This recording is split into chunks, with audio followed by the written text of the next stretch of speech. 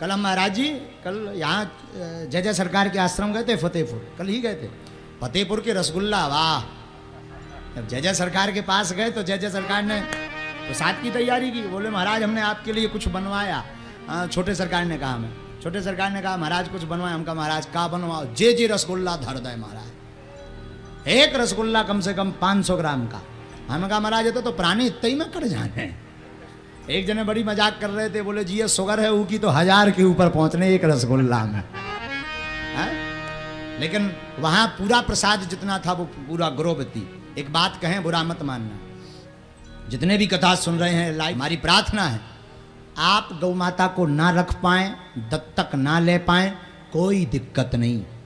आप सिर्फ इतना संकल्प ले लें, गो निर्मित सामग्री उपयोग करना प्रारंभ कर दें, गाय हमारी बच जाएगी। अगर आप कंडों का उपयोग करते तो गौ माता के कंडों का उपयोग करें, गौमूत्र का उपयोग करते तो भारतीय देसी गाय का गौमूत्र उपयोग करें, दूध का पान करते तो गौ माता का दूध पिएं, घी का उपयोग करते तो गाय का घी खाएं। अगर ऐसा करेंगे तो देश में गौ माता संरक्षित हो जाएगी। इसके लिए इकट्ठा करेंगे सब, तो आप सब जरूर जुड़ें।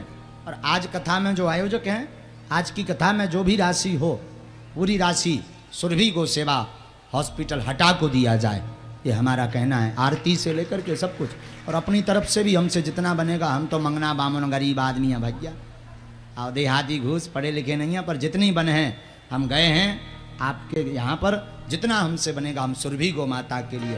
अरे श्रृंग मूले स्थितो ब्रह्मा श्रृंग मध्य तु केशवः, श्रृंग मूले स्थितो ब्रह्मा श्रृंग मध्य तु केशवा, श्रृंगांगे शंकरम विद्यात् त्रयो देवा प्रतिष्ठिता। गौ माता के सिंह में, मूल में ब्रह्मा जी, मध्य में केशव जी, और सींग के अग्रभाग में शंकर जी का वास है। ऐसी हमारी गौ माता है। राम कृष्ण की प्यारी गौ माता है। तो गौ माता के पीछे अगर भागोगे तो गोविंद तुम्हारे साथ भागेंगे। हाँ, इसलिए जो है गौ माता को आप जो है खूब लाड़ दो, दुलार दो, प्यार दो। कथा क्रम में भगवान ठाकुर जी गौ माता के गौशाला में पहुंच जाते। छोटे छोटे बछड़ों की भगवान घुटमुन तो चलते हैं, चल नहीं पाते, घुटमुन चलते, तो भगवान बाल छोटे गोप ग्वालों की पूंछ पकड़ लेते। अब पूंछ पकड़े सो वे छोटे छोटे गाय के बछड़ा दें गदबद, दौड़ लगाएं सो भगवान रेलगाड़ी सी खिसक जाएं, और जहां भगवान खिसक जाएं, हाथ पांव छिल जाएं, सो भगवान जहां ज्यादा परेशान हो जाएं वहीं गो बछड़ा की पूंछ को छोड़ दें। और मैया जब आए सो कन्हैया को देखें सो पूरे गोबर में सरबोर भगवान। मैया खूब डांटे, अरे नाला चौरे कन्हैया तुम बड़ो है जा, बाके बाद में तो ग्वालो ही बनने, कछु और नाए बननो। ग्वाल को छोड़ा तो ग्वाल तो बनेगा, पर बचपन ते ही उदम नाए मचा। मैया खूब डांटे, और भगवान धीरे धीरे लीलाएं बढ़ने लगी, और बड़े भय भगवान धीरे धीरे चलने लगे। तो दाऊ भैया के साथ कालेन ब्रजताल पैन गोकुले राम के सेवऊ, जानुभ्याम सह पाणिभ्याम रिंगमाणो ब्रजाहतौ। भगवान दाऊ भैया के साथ बलगैया डाल करके, गले में हाथ डाल करके ब्रज में घूमे। ब्रज की गोपियों को, ब्रजवासियों को दर्शन दें। धन्य है ब्रज, ब्रजवासी भी साधारण नहीं है महाराज। ब्रज के जितनी गोपियां हैं वो बड़ी बड़ी अमलात्मा, विमलात्मा, महात्मा ही गोपी बन करके आई हैं।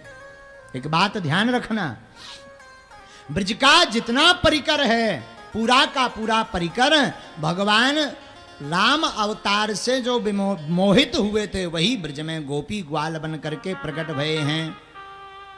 जब भगवान राम अवतार लेकर के प्रकट भये थे, तो एक बार राम जी को वनवास, जब राम जी को वनवास मिला 14 वर्ष के लिए, तापस वेश विशेष उदासी 14 वर्ष राम वनवासी। राम जी जब बन गए सो महात्मन ने सुनी, बड़े बड़े महात्मन ने, सो महाराज का करो, बड़े बड़े संतन ने पथरा भी ने, गोरे गोरे सफेद सफेद पथरा, कौन उन्हें 5 किलो को पथरा धल लो, कौन उन्हें 2 किलो को पंडित जी, और मलक के लो पथरा भगवान संतन ने झोली में भल रहे, कई भगवान तन होने कर हैं। सो सबरे महात्मा अपने अपने पथरा ले ले पहुंच गए। भगवान बोले काहे संतो जी पथरा ले कहां फिर रहे?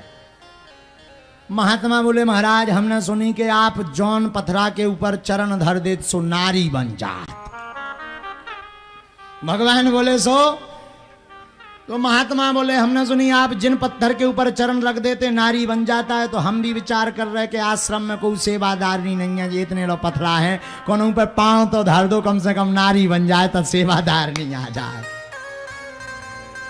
भगवान बोले भैया ये तो लीला थी, अहिल्या को तारने की लीला थी, आप तो महात्मा हो सब जानत। तो संतन ने हाथ जोड़ लिए, अगर पत्थर की नारी नहीं बना सकते तो आप हमें अपनी दासी नारी बना लें। भगवान बोले जो भी नहीं हो सकत। बोले क्यों? बोले हम क्योंकि मर्यादा पुरुषोत्तम लीला कर रहे हैं। तो महाराज हमारा ही तो अधूरी कामना रह जाएगी। हमने सुना सरकार के दर पे कोई जाता है तो अधूरा नहीं रहता, हम तो अधूरे रह जाएंगे। तो भगवान बोले अबे नहीं, अगले जन्म में जब कृष्ण अवतार लेकर के हम आएंगे तब तुम सबकी कामनाओं को पूर्ण करेंगे। वही गोपियां बन करके प्रकट भये हैं। गोस्वामी जी ने भी लिखा भी था, जाकी रही भावना जैसी प्रभु मूरत तिन देखी तैसी। जिसकी जैसी भावना भगवान उसको वैसे ही दिखाई देती। और भगवान ब्रज में लीलाएं करने लगे।